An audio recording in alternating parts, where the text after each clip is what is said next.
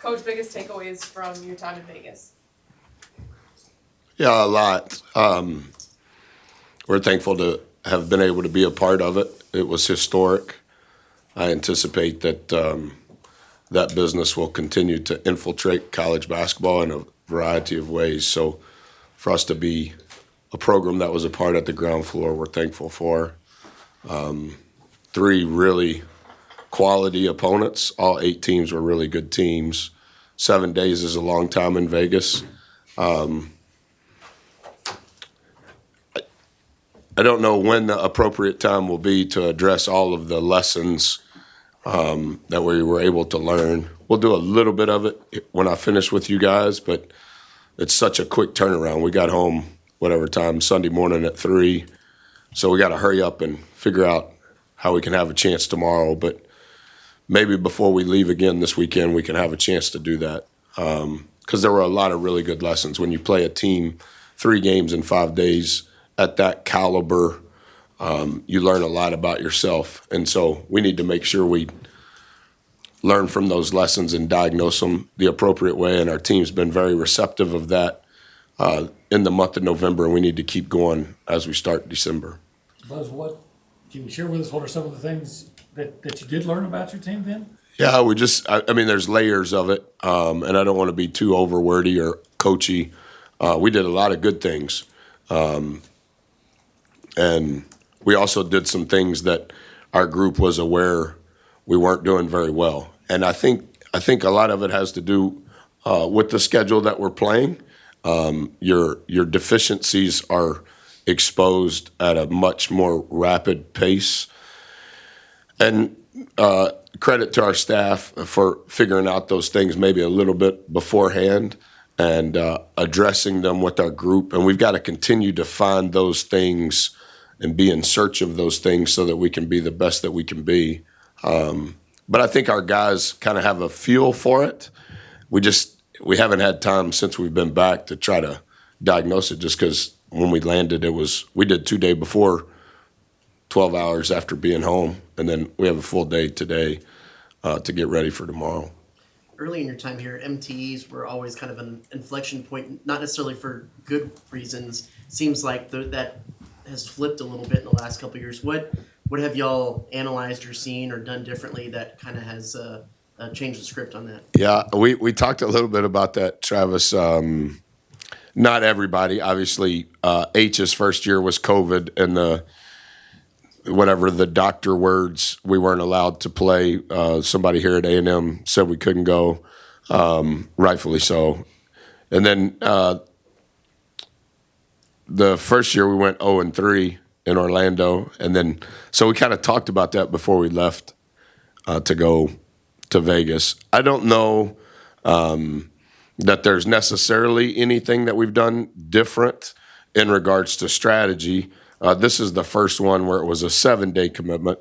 We were scheduled to play the last game on Friday, and then TBS and TNT got involved, and that moved it to Saturday. That kind of changed the vibe of it. 2 days in a row and then 2 days off before you play the third game. That was a little different flow. I think our guys handled that well. And I think the competition in this one, we'll see how it all turns out. But those could for sure end up being all quad 1 or 1-2 games. So that's a positive thing.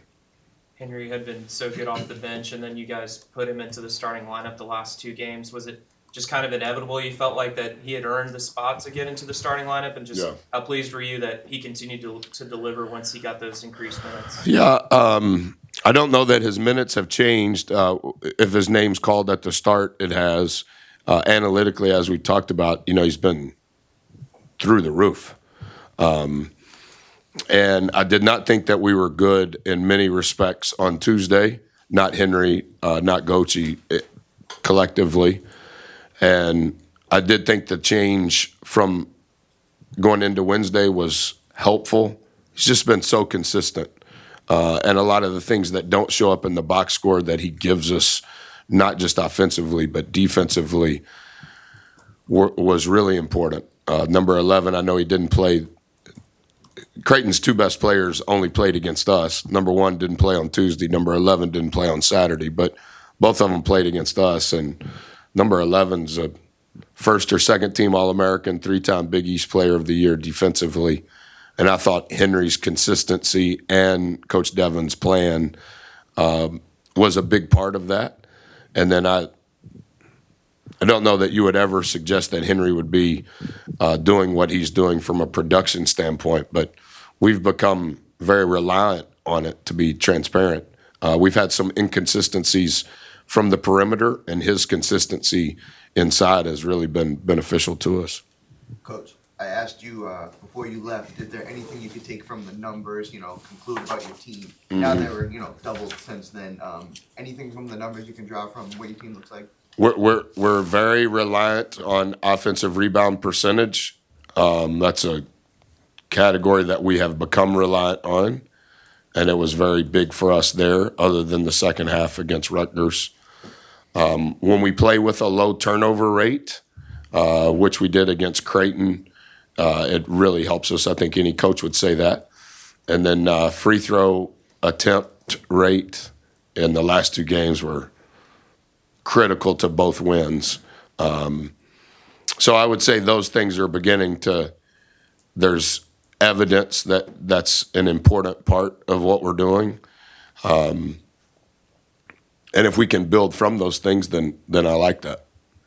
What do you think the different issues are around the basket? You guys have had some trouble finishing, like not so much putbacks, but when you're driving and you have looks, they're not going in. Yeah, that we started that in week 1. At the end of week 1, we set aside a certain 2 different times on the days that we don't play working on finishes, and then we watch every finish.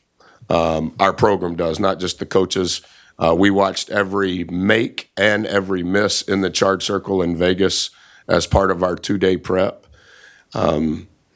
We're practicing it. We're talking about it. We're watching it. That we're getting there is a positive. We're among the nation's leaders in rim shot selection, which is a good thing.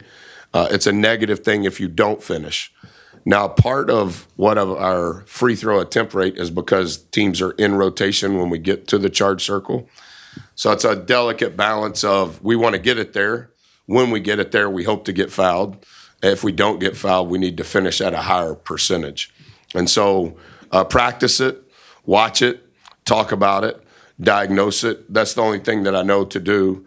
I do think we have to be better finishing at the rim. I think the scores of all 3 games would be much different if we had shot an average percentage at the rim. Our putback rate is through the roof. A lot of that is Henry. Some of that is Gochi. A lot of Andy and Solo. Jace was tremendous against Creighton in that regard. So it's not, to your point, it's not when it's coming off the rim. It's on the initial path to the rim. Zurich, Mo, Four, all of those guys that are dynamic at getting there, we have to shoot a higher percentage. And I think sometimes when we throw it inside, some of that is Henry. A portion of his percentage is at the rim, but he's shooting, I think he shot 80% while we were in Nevada. Gochi has to finish at the rim, but when he gets fouled at the rim, he's got to shoot better than 37% from the free throw line. So there's some things that are correlated, but I think offensively us getting there at the rate that we are leads to being in the bonus sooner, which is good, and our offense is reliant on points per possession from the free throw line. But I do agree, and we'll continue to address it in the ways that we have. But as I told this team and the staff yesterday, we probably have to do something even a little more dramatic than we've been doing, because we can't get there at the rate that we're getting there and be as empty percentage-wise as we have been. Just how valuable do you think it has been to play such high-level competition? I know you said after the Creighton game, that felt like a March game. It was a unique vibe in Vegas. I think some of it, to be transparent with you, was just the newness of it all. I mean, it's well documented. There's a lot of money to be there, and then a lot of money at stake on Saturday. That's never happened in college athletics ever. So the ambiance and the environment was a little different. Rutgers, Creighton, and Oregon, those were the only times I was at the gym. It felt like an NCAA tournament game. Wherever I looked, and I don't look in the stands until right before the game, it was green and gold everywhere on Tuesday, and it was sold out blue on Wednesday, and then Saturday was full of red. So the vibe did have a lot of March to it. I probably felt it more on Wednesday, and then it kind of raised its head Saturday second half. Rutgers group was very supportive. Only time will tell. I do think that the decision we made this time last year, as we were putting together the schedule, you never know if it's going to work. Every team's going to have 50% new team, maybe more. And then it's all hit or miss on how each team is supported relative to their collective. And so a lot of that has to do with potentially how good their team's going to be. So all of our 50-50 decisions, we figuratively bet on what we think it's going to be. And I think that we're playing less home games than we've ever played, which is a hard decision. We're playing less guarantee games than we've ever played. We're doing our best only to play quad 4 games if they're not quad 1 or quad 2. Now, you never know how that's going to play out. We played Memphis last year in early December, and they were quad 1, and by the time the season was over, they were quad 3. So there's going to be some of that you can't control. But when you're playing this metric that nobody knows the formula to, and it's what everybody is judged on, you're just trying to accumulate as much data to suggest this is probably, this has the highest probability. And you don't know. And you have to answer these questions as it's all playing out. And similar to what he mentioned earlier, like the sample size even now is really small relative to what it's going to be over the next 120 days.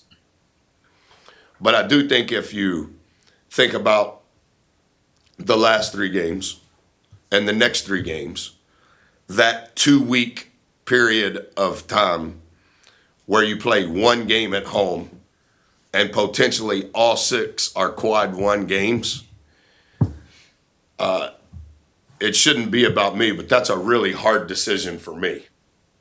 Because you're never going to sleep in your bed. You're only going to play against pros. They probably have Hall of Fame caliber coaches. And you're making decisions to support your collective so that you can have a good team. And all of that is like a lot of change relative to what the MTEs were even 5 years ago. And I think so far, gaming the system is not the right answer. But I do think I remember how we got to these decisions and these contracts. I do think that thus far we kind of have a committee within our staff that studies these things. And like we're doing it now for next year. And I have zero energy towards next year because of what our decisions were last year. And I'm like, guys, I can't do this right now. And they're like, Coach, you know we have to do it for next year now. On the neutral site games, on the MTEs, and then like the Ohio State, that decision was made 3 years ago to start that series on the road with them returning here this year. Well, the whole world's changed in the last 3 years relative to how scheduling goes. And so you're trying to still fit it. Alvin Brooks is my hero. and we delayed that game for 2 years. But it was because of this conversation. We were supposed to play at Texas Tech this year, and I called Grant and said, "Hey, Grant, we're playing in Vegas, and I'm telling you we're canceling." Called the SEC, called the ESPN. We're not playing in Charleston. There wasn't an AD here at this time, but I called J-Mo and said, "Hey, J-Mo, we're doing this, and I know you're going to be upset, and I'll take every adjective you want to give me. We can't say no to this." Well, it's not going to make, like some of the stories that were being written. It's not going to make. It's not going to do this. The NCAA is not going to allow this. And so there's just so much minutia, and you just hope that it works out as best you can. Because if you had I know it hadn't been much time, but have you had enough time to get a good feel about what you're going up against with Wake Forest? I'm a little behind where I would typically be, Owen. Thanks for asking when I see you guys.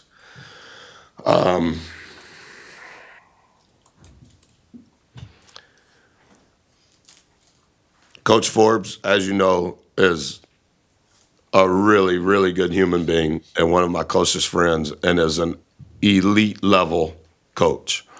I think he's always been great defensively, but as all of this has changed and he's put together his team, they have become borderline elite offensively in the half court. They have two guys inside that cause you problems at the rim in a variety of ways. They have a 6'6" ball guard who won't come out of the game, who is a first-team all-league player, was a top 20 recruit coming out of high school, who puts stress on you in every possible way.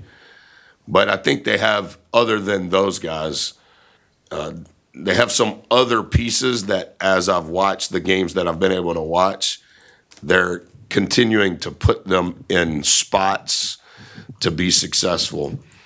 I'll know a little bit more by the time I go to bed tonight, but we're still a little behind. And I know that's a bad answer, but 3 games in 5 days is a lot of content, a lot of energy, and then traveling home after 7 days and landing amidst the post-game football, I'm just behind.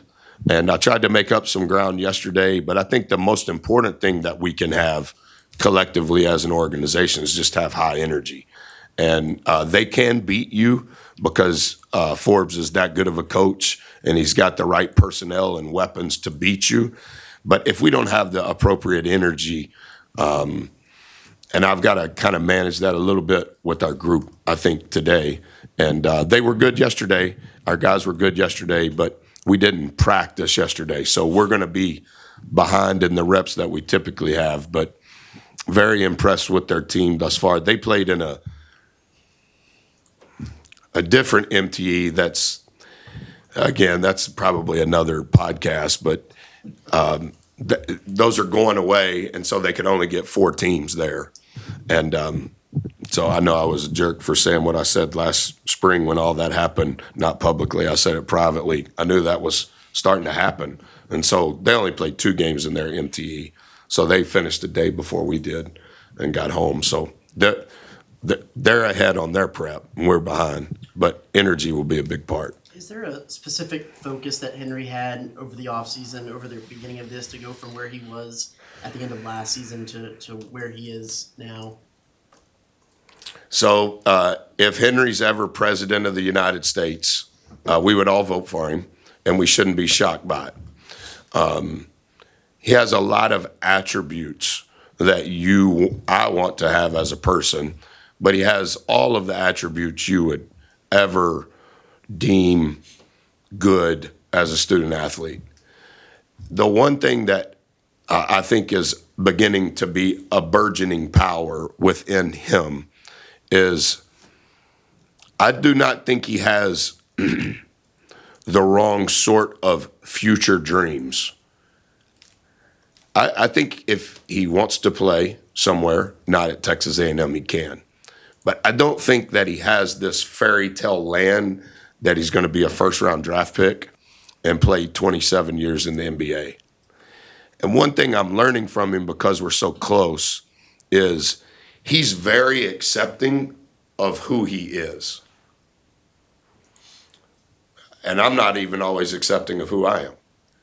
And sometimes being so self-aware in 2025, I think it's like powerful because he doesn't try to do things that he can't do. And like pick a player, 11 at Creighton, 32 at Oregon. Pick some players on our team and you go, hey, you think Henry's a better prospect than him? No, I don't. But Henry doesn't think that either.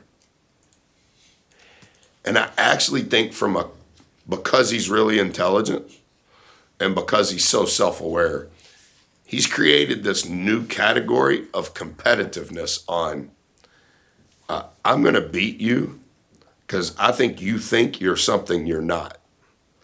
And I'm going to beat you being exactly who I am and being Mr. Consistent on both ends of the floor.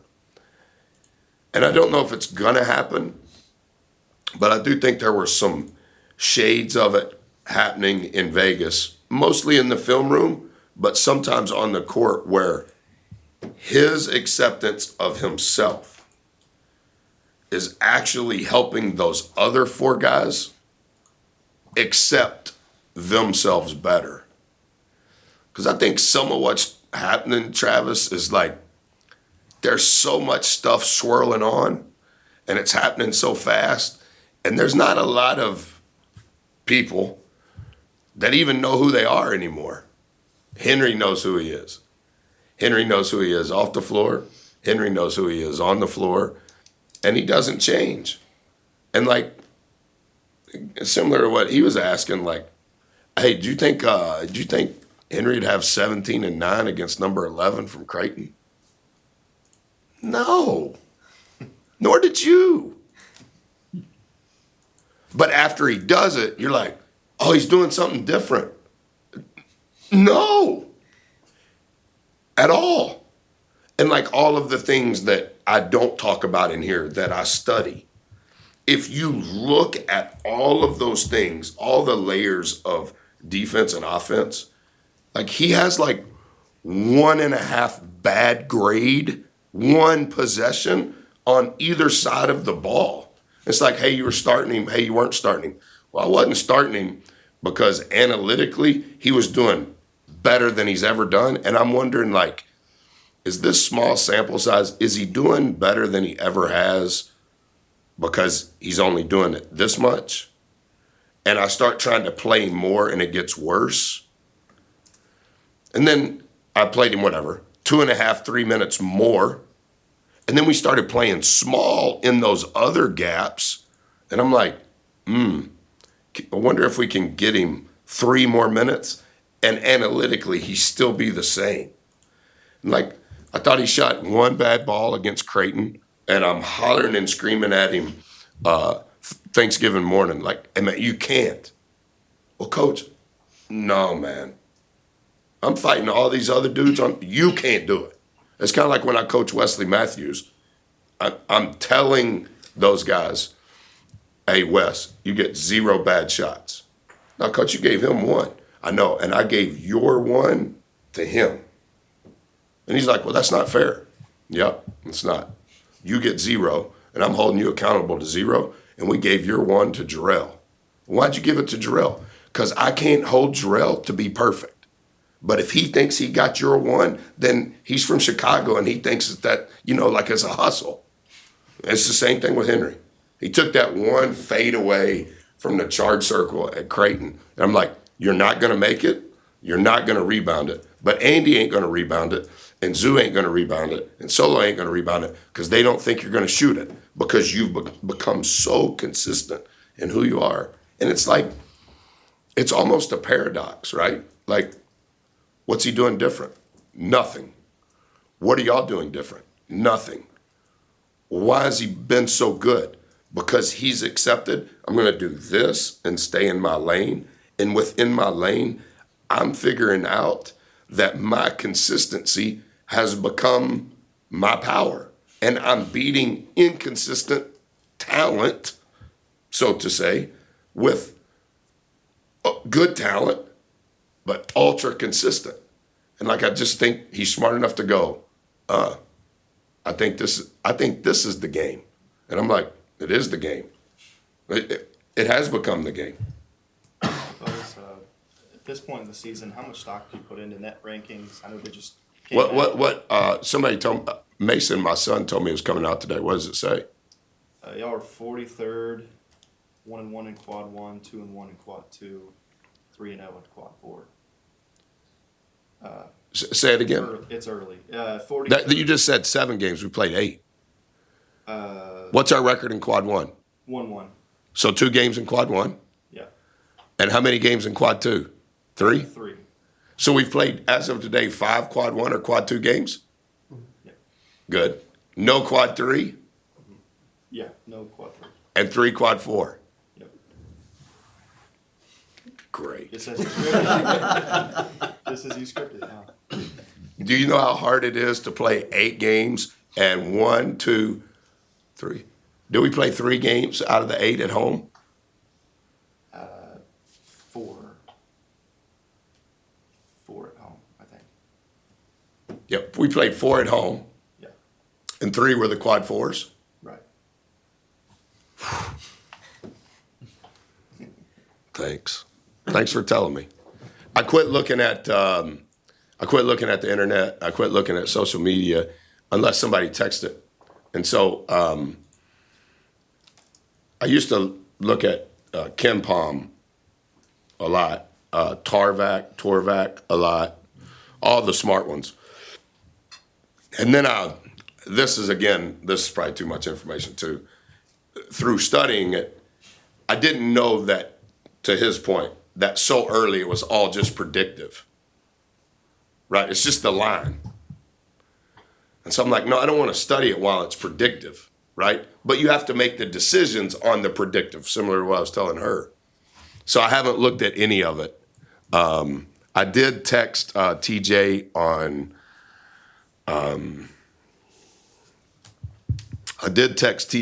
Friday night, late.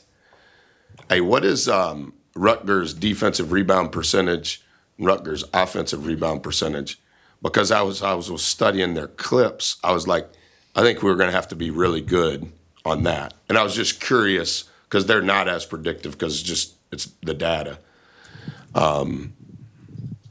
That's good. Say it to me one more time. 1-1, 2-1, 0-0, 3-0. Yep. Yeah. All right, look. You got Ken Palm stuff. Yeah. All right, look. What's the next 3 games have to be 1 or 2s too then? Wake Forest is What's their number now? they're 115th in the net. Okay. I think that. Yeah, but don't. Yeah, I know. Yeah, but it's early. I'm saying look at Ken Palm's. Okay. They're not going to be 115 in Ken Palm. Wave's 97. 97, See? 20, and 14. Yeah. Tech is 20. That could end up being a 1A game. Yeah. All right, and what's Purdue? 14. And that'll be a 1A game. Right. You're 27 in Ken Palm. It's predictive.